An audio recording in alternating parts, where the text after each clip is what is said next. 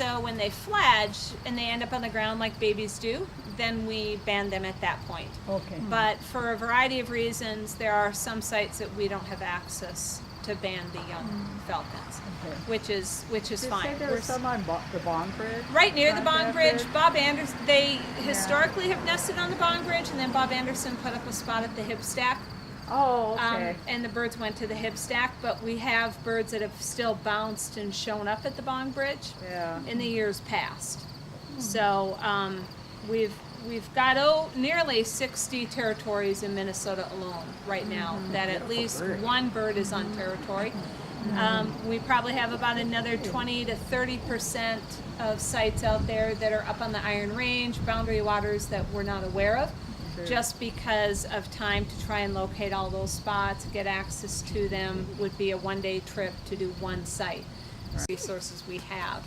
So we're still banding and monitoring the majority of the young that are out there. So is it important to have a 100% banded? It's important as far as we're concerned just to try and help us monitor the population. The species was federally delisted August of 1999, and as part of the delisting program with any species, it's what the wolf program is going under right now. Bald eagles have done it. Peregrine falcons, once every 3 years, we have select sites that we monitor for production. So when we have a banded bird, that really helps us tell the survivability and what those birds are doing out there in the wild. And we're finding out more and more about the birds. We had nearly a 20-year-old female that we banded in Golden Valley. She nested in City Hall for at least 12 years of that time. And she holds a longevity record for peregrine falcons in North America through the Bird Banding Lab. So the banding tells us we know wild peregrines we have a number of birds that are in their upper teens, 16, 17 years of age. I didn't realize that they We're had such studying longevity. migration. We've had some of our birds show up down in Costa Rica, Cuba, parts of South America, northern South America, Venezuela, Brazil. So all that banding and monitoring that we do really gives us a good idea of how well the population is doing, what the survivability of a bird is, how many young a bird may produce in a lifetime. We're also always looking at the diet composition in a nest box or in a natural eyrie. So we know, for example, we easily have over 150 different prey species identified throughout the Midwest population. Now, is this a boy or a girl? Injured himself right at fledge time. Oh. So that's why he's in captivity. So how large a prey can they handle? I was thinking Peregrine of that. falcons have been Because known you warned about my to dog. successfully hunt things anywhere from small hummingbirds all the way up to a sandhill crane. Oh, But they are also capable of killing things larger than that. There have been several records of peregrine falcons killing and striking golden eagles. So if you're a golden eagle at 10, 12, 14 pounds and you have a 2-pound bird do that, that's a pretty impressive adaptation. But golden eagles also hunt and will kill peregrine falcons. They're a predator. right.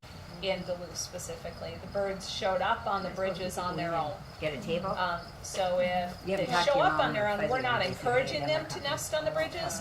It's just if they do and they have babies, we have permission from DOT to ban the young. Thank you for Yep. your information. Very Very informative.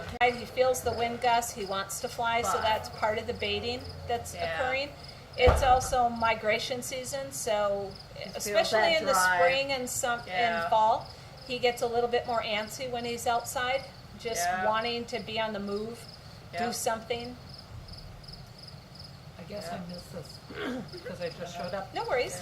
So where are you from? I'm with the Midwest Peregrine Society. We're the organization responsible for banding and monitoring peregrine falcons throughout the region. So I'm one of the state coordinators for Minnesota, and I also work with other state coordinators to help them out if they have a problem. So I've worked with Nebraska and Kansas and Indiana and Iowa in the past to train new staff on birds, chicks, behavior aggressive birds. We've got poor production, what can we do? Nest box design, placement of boxes, things like that. So I banded nearly 90 chicks last year, which was by far my best year ever. at 30-some territories. And most of those, for me, just because I've got the whole North Shore, I'm doing about 50% cliff and about 50% nest boxes. A couple of bridges. We've got peregrines that are nested in 13 different locations in 11 state parks. So especially up on the shore, Tetagooch State Park, Split Rock Lighthouse State Park, Cascade River State Park, Temperance River, Mount Ober has had birds this year for the first time that we've confirmed.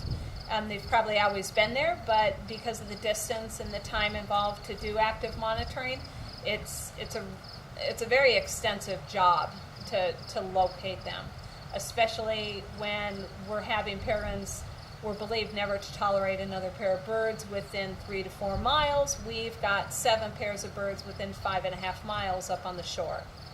For a bird to help me out with my banding activities.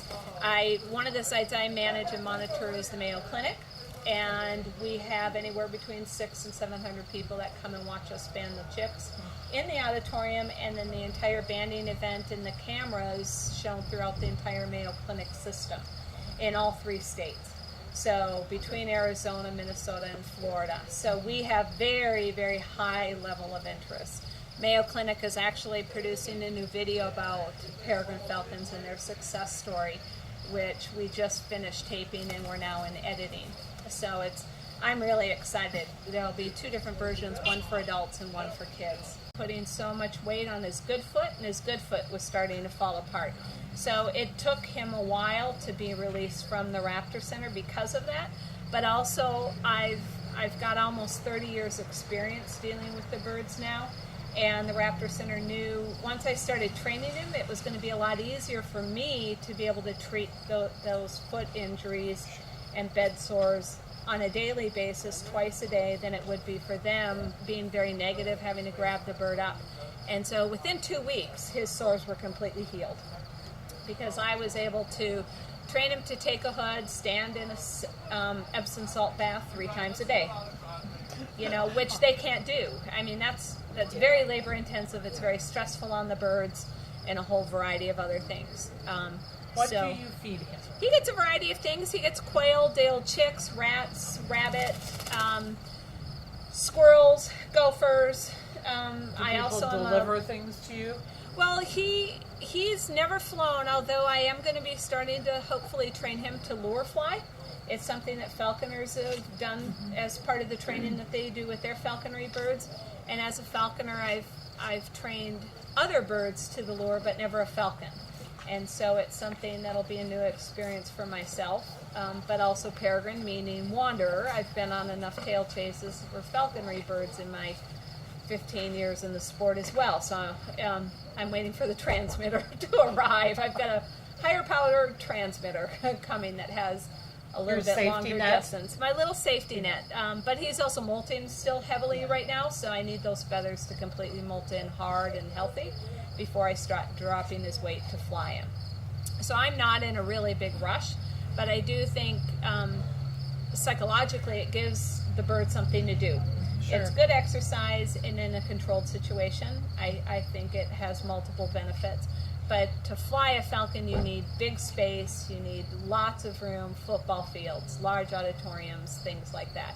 So where will you do it then? I'm not really sure. I've got a very good relationship with DNR and Tetagooch's new visitor center up there. They've approached me. I'll be going up next summer as part of their summer programming and talking about peregrines on the shore on a regular basis, as well as gooseberry and split rock. And also, his name is Jesse. He doesn't know his name, but he was named Jesse because the very first night I had him, he chewed through the straps on his legs, and those are called jesses. And also Jesse James had some fingers shot off in a fight, and he's missing the 2 toes. My goddaughter named him Jesse. I typically don't like human names for wildlife, but when she came up with that was a hard thing for me to tell her no. Yeah. But he doesn't know his name or anything like that.